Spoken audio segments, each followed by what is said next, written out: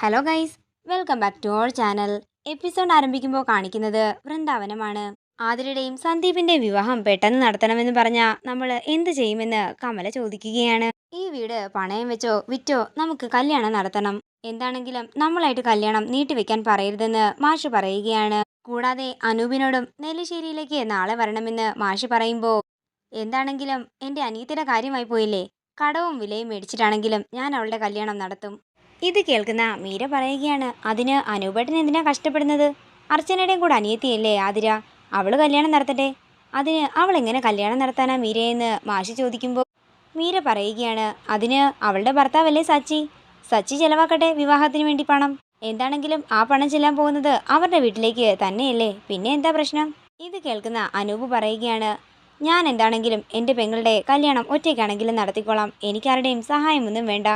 പിന്നെ നാളെ നെല്ലിശ്ശേരിയിലേക്ക് വരുന്ന കാര്യം ഞാൻ വന്നോളാം. അത്രയും പറഞ്ഞ് അനൂപ് അകത്തേക്ക് പോവുകയാണ്. നേരം പുലർച്ചെയാകുന്നു. പിന്നീട് കാണിക്കുന്നത് നെല്ലിശ്ശേരിയാണ്. സച്ചിയേട്ടൻ നേരത്തെ പോയോ, എന്നോടൊന്നും പറഞ്ഞില്ലല്ലോ എന്ന് അർച്ചന പറയുമ്പോൾ അങ്ങോട്ടേക്ക് വരുന്ന അവന്തിക പറയുകയാണ്, സച്ചി എപ്പോഴേ പോയി, ജോഗിങ്ങിന് പോയതാന്ന് തോന്നുന്നു. പിന്നെ നിന്നെ രാവിലെ താഴേക്കൊന്നും കണ്ടില്ലല്ലോ, അതുകൊണ്ടാണ് ഞാൻ ഇങ്ങോട്ടേക്ക് വന്നത്. നിന്നോട് ഒരു കാര്യം പറയാൻ കൂടിയാ ഞാൻ ഇങ്ങോട്ടേക്ക് വന്നത്. അതെന്താണെന്ന് എനിക്കും അറിയാം നിനക്കും അറിയാം. ഒന്നുകൂടി ഓർമ്മിപ്പിക്കാമെന്ന് കരുതി. ഇന്ന് രാത്രിയാണ് ഗെറ്റ് ടുഗദർ. അപ്പോൾ നിനക്കെല്ലാം ഓർമ്മയുണ്ടല്ലോ അല്ലേ?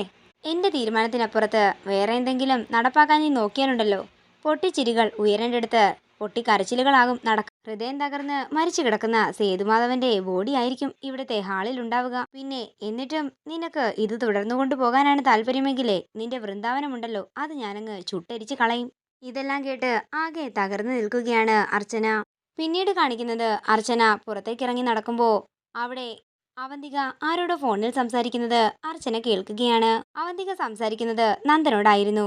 പിന്നെ ഞാനൊരു കാര്യം പറയാനാ വിളിച്ചത്. നിങ്ങളുടെ അനിയൻ സച്ചിയും ഭാര്യ അർച്ചനയും വിവാഹബന്ധം വേർപെടുത്താൻ പോവുകയാണ്. ഇത് കേൾക്കുന്ന നന്ദൻ ഒരു ഞെട്ടലോടെ നിൽക്കുകയാണ്. ആദ്യമായിട്ടാ ഞാൻ അറിയാതെ ഈ വീട്ടില് ഒരു ദുരന്തം നടക്കാൻ പോകുന്നത്. ഞാനിത് പറയുമ്പോഴുള്ള നിങ്ങളുടെ മുഖഭാവം ഒന്ന് കണ്ടാൽ കൊള്ളാമെന്ന് എനിക്കുണ്ടായിരുന്നു. നിങ്ങൾക്കെന്താ വിശ്വാസമായില്ലേ? തെളിവ് ഞാൻ നേരിട്ട് കാണിക്കാം, ഇന്ന് തന്നെ നമുക്ക് കാണാമെന്നും പറഞ്ഞ് അവന്തിക കോള് കട്ട് ചെയ്യുമ്പോൾ ഇതൊക്കെ കേട്ട് ഒരു ഞെട്ടലോടെ നിൽക്കുകയാണ് അച്ചു. പിന്നീട് കാണിക്കുന്നത് അവന്തിക നന്ദന്റെ അടുത്തേക്ക് പോകുമ്പോൾ അവന്തിക അറിയാതെ അവന്തികയെ പിന്തുടരുന്ന അർച്ചനയാണ്. എന്നാൽ അർച്ചനയ്ക്ക് പാതി വഴിയിൽ വെച്ച് അവന്തികയെ കാണാൻ സാധിക്കുന്നില്ല. തുടർന്ന് അർച്ചന തിരികെ പോകുന്നു. അതേസമയം നന്ദന്റെ അടുത്ത് ചെന്ന് സച്ചിയുടെയും അർച്ചനയുടെയും ഡിവോഴ്സ് നോട്ടീസ് കാണിക്കുകയാണ് അവന്തിക. അർച്ചനയെ സച്ചിയെ കൊണ്ട് കെട്ടിച്ചത് ഞാനല്ലേ, അപ്പോൾ അവരുടെ വിവാഹബന്ധം വേർപെടുത്താനുള്ള അധികാരവും എനിക്ക് തന്നെയല്ലേ. ഇനി ഒരുപക്ഷെ അവൻ അർച്ചനയെ ഉപേക്ഷിച്ച് മറ്റൊരു വിവാഹം കഴിച്ചാൽ അവനതില് കുട്ടികളുണ്ടാകില്ലേ, പിന്നെ അവർക്കും സ്വത്തിന്റെ അവകാശം കൊടുക്കേണ്ടി വരില്ലേ. അങ്ങനെ എങ്ങാനും ഉണ്ടായാലേ ആ പാവം പയ്യനെ കൂടി ഞാനങ്ങ് കൊല്ലും.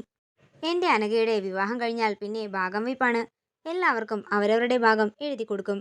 എന്നിട്ട് അവൾക്കൊരു കുഞ്ഞുണ്ടായി കഴിയുമ്പോഴേ എല്ലാവരുടെയും കയ്യിൽ നിന്നും ഞാനത് തിരികെ വാങ്ങുകയും ചെയ്യും. പിന്നെ ഇന്ന് രാത്രി നെല്ലിശ്ശേരിയിൽ വെച്ച് ഒരു ഗെറ്റ് ടുഗദർ ഉണ്ട്. അതില് സന്ദീപിന്റെയും അനഘയുടെയും വിവാഹം സേതുമാധവൻ എല്ലാവരോടുമായി പറയുകയും ചെയ്യും.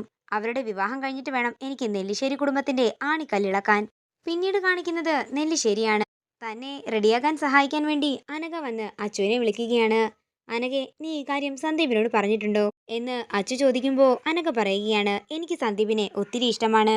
പക്ഷെ അനഘെ, സന്ദീപിനോട് സംസാരിച്ചപ്പോൾ എനിക്ക് തോന്നിയത് നിന്നോട് അവന് താല്പര്യമില്ലെന്നാണ്.